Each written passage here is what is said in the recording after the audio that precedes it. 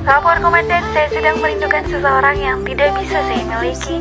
Bahkan sampai kapanpun semesta tidak akan pernah mengizinkan kami bersama. Laporan selesai.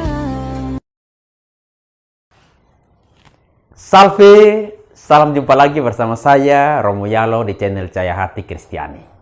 Semoga kita semua selalu diberkati Tuhan. Saudara-saudariku yang terkasih, rasa itu sebenarnya tumbuh dari lubuk hati dengan bantuan mata, pertemuan-pertemuan, dan juga komunikasi-komunikasi terus-menerus. Rasa membentuk sebuah lingkaran yang di pinggirnya ada keinginan-keinginan kuat untuk bertemu. Dan kerinduan yang sulit dibatasi waktu dan musim itu selalu ada di dalam diri kita. Tapi terkadang, rasa itu membenturkan kenyataan dan aturan yang kemudian bisa menghadirkan kehilangan dengan sayatan-sayatan luka yang sulit disembuhkan. Fenomena ini sudah terjadi dan pasti akan terus terjadi. Imam, frater, bruder, suster, dan kaum berjubah lainnya memberikan diri sungguh-sungguh untuk Tuhan. Tetapi terkadang pasti ada yang jatuh juga di dalam cinta-cinta subjektivitas. Apa boleh mencintai kaum berjubah? Pertanyaan ini sering Romo dapat. Mungkin ini pertanyaan yang mau disampaikan juga banyak umat, baik yang sudah tersentuh cinta itu maupun yang sedang dalam tahap menuju cinta itu. Sekali lagi, banyak sekali pertanyaan. Apa boleh mencintai kaum berjubah? Secara pribadi, Romo pasti menjawab. Mencintai itu hal yang pribadi, subjektif. Silakan mencintai, tapi jangan memiliki dia. Apalagi dia sudah memakai jubah seperti Romo ini. Itu sama saja. Ketika kita mau memiliki dia, kita merampas dia atau mencoba merampas dia dari Tuhan. Padahal untuk seorang frater menuju para tangga imamat itu 13 tahun perjalanan di dalam seminari atau yang disebut penjara suci itu sendiri. Tentu pasti seorang imam frater ketika jalan-jalan sore di depan mall, kemudian ketemu satu cewek cantik, putih, rambut air, dia tidak mungkin lihat itu cewek lalu dia bilang, Tuhan memberkatimu, amin. Atau atas nama Bapa, Putra, dan Roh Kudus, amin. Tidak mungkin. Pasti dia sedikit melerok, lihat, wih cantik sekali. Coba tadi beta soalnya pakai jubah baik. Pasti ada halusinasi tertentu. Tapi yang Romo katakan di sini adalah harus dilawan rasa-rasa kecil itu untuk membentuk sebuah rasa yang besar bagi Tuhan. Frater tidak bisa jalan kangkang, memakai jubah, setiap hari berdoa, mencintai Tuhan, tetapi ada waktu tertentu dia kemudian harus berhubungan gelap dengan orang-orang yang lain. Itu sama saja kita berjalan kangkang tetapi tidak fokus pada apa yang sudah kita pilih.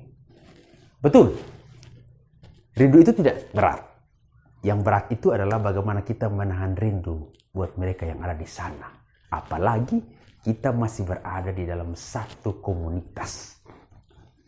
Ada yang stres, ditinggalkan kemudian masuk kamar dengan lagu galau dan tidak putar.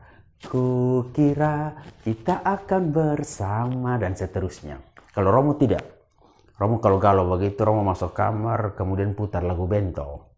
Supaya tambah semangat begitu lalu mulai lagi dengan mimpi-mimpi yang Romo mulai buat itu sendiri. Jika akhirnya kita jatuh karena rasa cinta yang besar pada kaum berjubah itu, kita harus bisa melawan rasa itu meskipun sangat berat. Begitu pula kaum berjubah. Memang sangat sulit. Tapi ketika kita sudah memilih untuk memakai jubah ini, maka jangan hianati apa yang sudah kita pilih. Juga disaksikan oleh Tuhan sendiri. Betul, sangat sakit ketika kita meninggalkan yang indah. Tapi cerita hidup selalu mengajarkanmu untuk mengangkat kepala dan terus berlangkah ke depan. Tak perlu banyak baper dengan nostalgia-nostalgia murahan yang hanya akan membuatmu kecewa di akhir cerita. Macam menikahkan mantan lah, supaya terlihat wow dan menakjubkan. Karena terkadang Dari reuni-reuni hati itulah muncul skandal-skandal yang tak terbendung oleh logika sendiri. Di satu kesempatan, seorang anak pulang dari gereja. Kemudian dia katakan kepada bapak dan mama, saya tidak akan pernah mau ke gereja lagi, bapak dan mama. Bapak tanya, karena apa? Anaknya bilang, orang-orang omong kosong di gereja. Ketika pastor bicara di depan, mereka main HP di belakang. Dan ketika mereka baru sampai pintu gereja, mereka sudah membicarakan orang punya nama. Jadi saya rasa semua orang munafik. Mereka setiap hari pergi mau dekat dengan Tuhan, tetapi mereka juga masih menyimpan begitu banyak dosa.